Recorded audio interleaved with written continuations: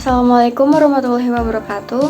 Halo everyone, perkenalkan saya Dea Dwi Pratiwi, NPM 121020198. Dalam video kali ini saya akan memaparkan materi mengenai pembelajaran organisasi. Video ini dibuat untuk memenuhi salah satu tugas mata kuliah manajemen inovatif ditujukan bagi teman-teman sekalian ataupun pihak yang berkepentingan lainnya. Semoga video ini dapat bermanfaat dan menambah pengetahuan teman-teman semua ya. Baik, langsung saja kita ke materi.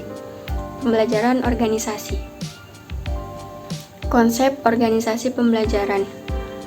Organisasi pembelajaran merupakan proses pengembangan performa karyawan dalam organisasi, secara kontinu meningkatkan kapasitasnya untuk mengatasi setiap tantangan dan perubahan.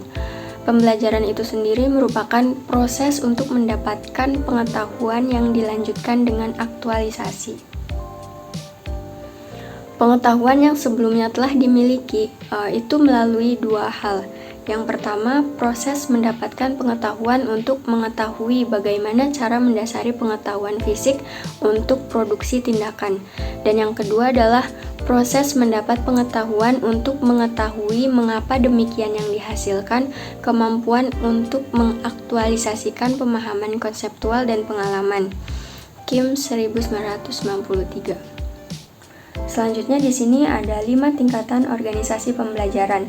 Tingkatan yang pertama yaitu berpikir sistem. Berpikir secara keseluruhan terhadap interaksi antar unsur dalam batas lingkungan tertentu yang bekerja untuk mencapai tujuan. Tingkatan yang kedua yaitu personal mastery. Upaya keahlian terus-menerus dalam mengklasifikasikan visi pribadi, visi organisasi, memfokuskan energi, mengembangkan kesabaran, melihat dengan objektif, dimulai dari hal yang sungguh-sungguh bagi organisasi. Tingkatan selanjutnya yaitu mental model. Kemampuan sikap mental atau model mental yang dimulai dari penguasaan pribadi yang tinggi dalam keadaan hidup selalu belajar. Tingkatan selanjutnya yaitu membangun visi bersama. Kenyataan perjalanan terus-menerus panjang berhubungan dengan visi kepemimpinan yang memberikan inspirasi pada organisasi, merupakan kapasitas untuk berpegang pada gambaran bersama agar keadaan yang ingin diciptakan di masa yang akan datang. Dan tingkatan yang terakhir yaitu tim pembelajaran. Pembelajaran dalam tim dimulai dengan dialog. Dialog merupakan kemampuan anggota tim untuk menunda asumsi dan masuk ke dalam pikiran bersama secara murni.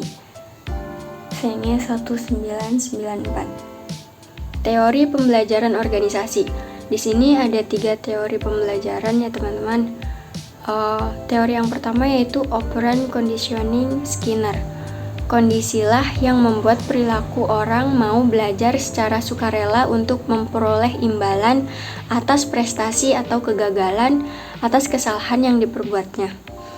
Selanjutnya ada classical conditioning.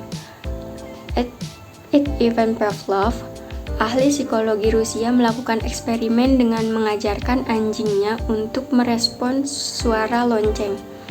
Dia menemukan suatu kesimpulan bahwa apabila kondisi tidak ada stimulus, maka tidak akan terdapat respon terhadap suatu objek yang menjadi fokus perhatian sebaliknya. Dan yang terakhir yaitu social learning theory. Robbins menguraikan tentang social learning bahwa orang atau masyarakat akan melakukan pembelajaran melalui pengamatan dan pengalaman secara langsung tentang terjadinya masalah atau objek. Di sini ada 3 karakteristik organisasi pembelajaran. Yang pertama yaitu gagasan baru merupakan syarat bagi organisasi pembelajaran. Yang kedua, pengetahuan baru harus ditransfer ke seluruh organisasi. Dan yang terakhir, perilaku organisasi harus berubah sebagai hasil pengetahuan baru. Wibowo 2006. Selanjutnya ada 3 fungsi kunci dalam membangun organisasi pembelajaran.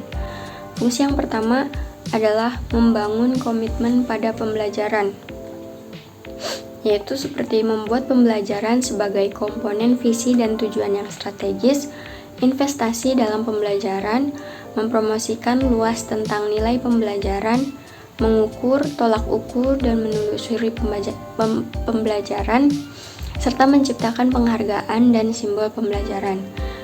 Fungsi yang kedua yaitu bekerja untuk membangkitkan dan dampak, yaitu implementasi program perbaikan terus-menerus, meningkatkan kompetensi pekerja melalui training dan membeli keahlian dari organisasi, eksperimen dengan gagasan dan proses kelas dunia, dan yang terakhir yaitu identifikasi mental model proses organisasi.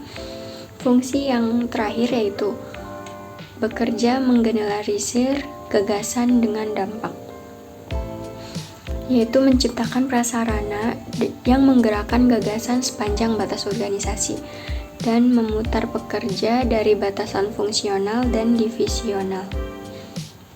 Baik, sekian pemaparan dari saya. Kurang lebihnya mohon maaf. Wabillahi taufiq wal hidayah. Wassalamualaikum warahmatullahi wabarakatuh. Bye-bye.